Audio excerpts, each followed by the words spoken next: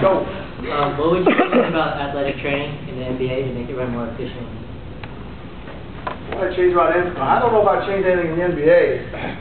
I sure wish we could get licensure here in the state of California.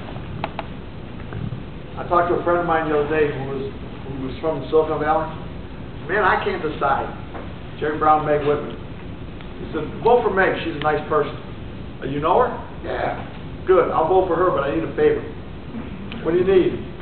I need a bill. I need a licensure. Oh, okay, sure.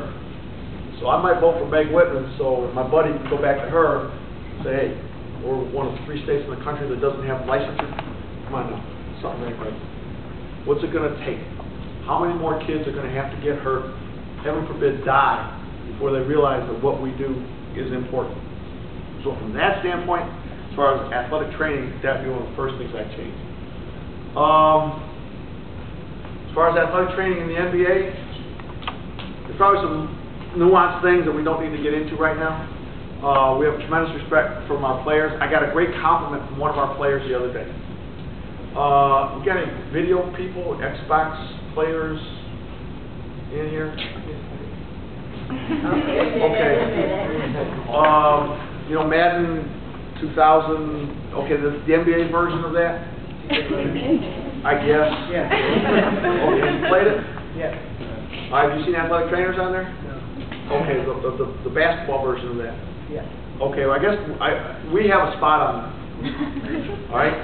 So, as athletic trainers, if someone gets hurt, then they see us running out. I get sideline interviews, things like that. I don't even know what I'm talking about, but that's what they told me. All right? So anyway, one of my guys came up to me and said, hey, I just made you a max player. Huh? I said, I just gave you a 4-year extension on my video game. Thank you. When it comes down to real negotiations, you know, I'm bringing you in. So I guess the bottom line there is that we have, again, if you do the job and you get along with people and keep everything balanced and you keep them on the floor and they know you're in their corner in some way, shape, or form, then you're going to be okay. So, I guess all right. Next question. Yeah, that kind of tied into the question I was going to have. It's kind of that player relationship between you and your staff and the team, and also kind of how compliant are they to, you know, going to therapy and putting in hard work. We try to make it as easy for them as possible when they have to go someplace. I remember one time a particular player, I told the guy, hey, I need you to come in for treatment at noon on Sunday. I'm not coming, the Cowboys are on. Okay, I'll come to your house. Okay, that's fine. All right. So I packed up everything I needed. Treatment table, Solaris stim unit, game ready, anything else I could think of. Rang his doorbell. I'm here. Okay, come on in. This happened to be the game where the Cowboys were playing the Packers, the NFL playoff game a few years ago when it was like, or maybe it was the Giants and Packers. Yeah. And it was like 15 below or something like that. I'm watching this at this guy's house, and he's got his ankle game ready and stim and all that. He's asleep. Okay. So a few other things I probably could have done, but this was the only way it was going to get done. So we definitely go out of our way, but that's all part of the job. When I was at Wayne State, when I was at Weber, no. When I was at Hillsdale, there was a kid that sustained a heat illness. I brought him over to my house and stuck him in my shower and ended up going to the hospital. When I was at Weber, there was a time when the basketball team always stayed at the hotel the night before games, 9:30, 10 o'clock at night, dragging my wife with me. Say, come on, we're going to go get something to eat or go get some ice cream or whatever.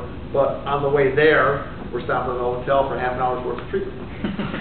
Oh, okay, here we go again.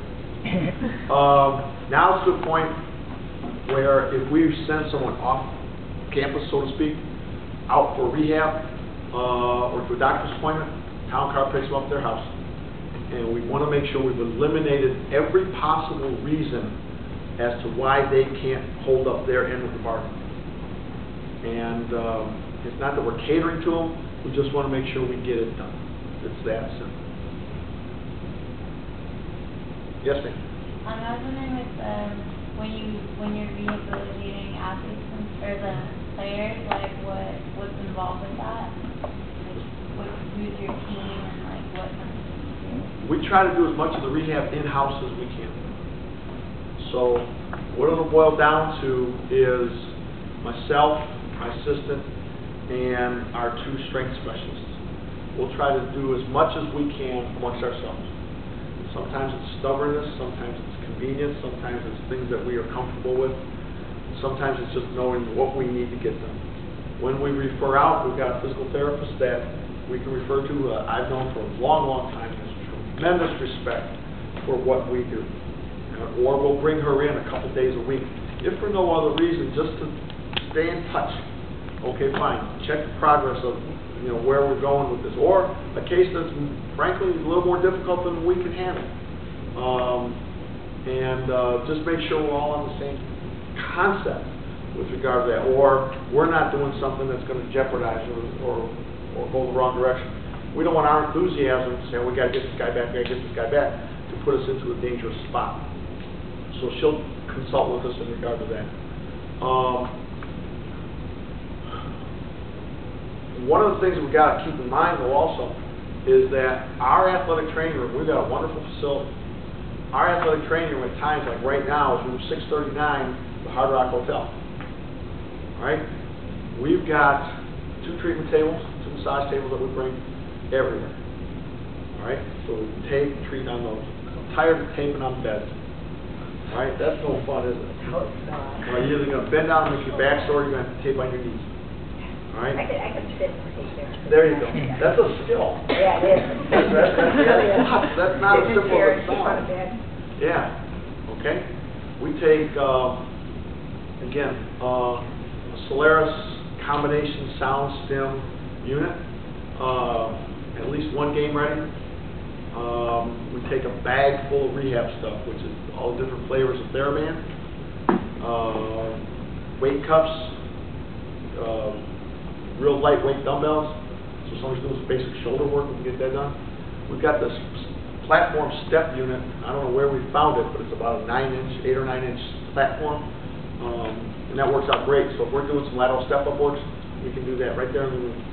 We take an RX pad, and we've got these neat things called exercise sandals. I don't know if you guys have seen those, but basically they're Birkenstocks with a half a cue ball on them underneath. So as you walk in these, you're immediately thrown out of balance, and you've got to restore your balance. And it really is a great exercise for firing up the intrinsic muscles of the foot. And so we've got guys in hotel hallways walking up and down with these things, and people walk by them, and what in the world is this all about? But, so that, again, the rehabilitation that we can do is sometimes not necessarily in our facility.